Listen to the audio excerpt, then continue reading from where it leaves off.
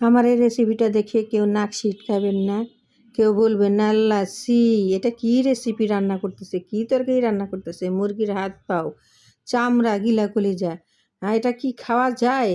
জি ভাই, আমরা খাই। আমাদের কাছে তো খুবই ভালো লাগে, শুধু আমার কাছেই না, আমার বাচ্চাদের কাছেও খুবই ভালো লাগে। আসসালামু আলাইকুম বন্ধুরা, কেমন আছেন সবাই? আশা করি ভালো আছেন। তো এই তো আজকে আমি রান্না করব মুরগির গিলা কলিজা, পা এবং চামড়া।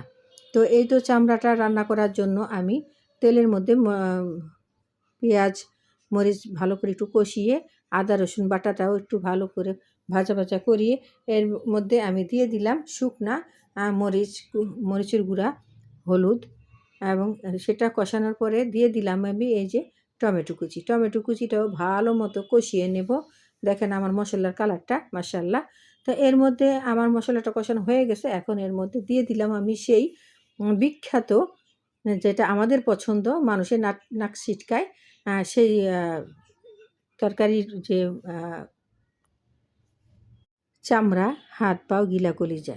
তো এইটা এখন দিয়ে এমনভাবে আমি কষাবো যাতে কষানোতেই এটা অর্ধেকটা সেদ্ধ হয়ে যায়।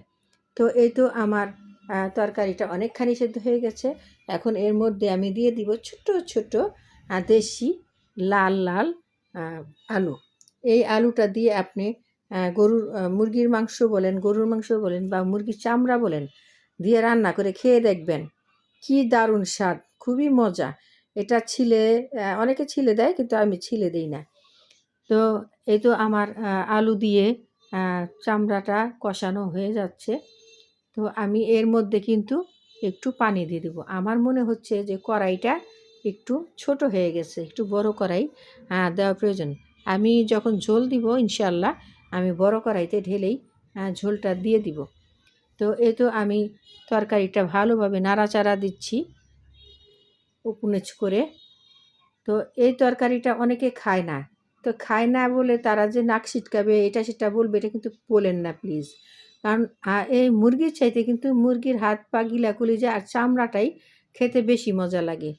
তো আপনারা খান না তাই বলে যে অন্যকে দেখে এটা সেটা বলবেন, বলেন না।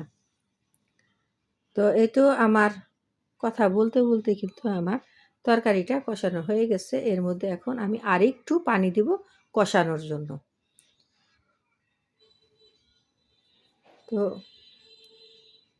আমি ভালো করে নাড়াচাড়া দিয়ে আবার একটু ঢেকে দিলাম।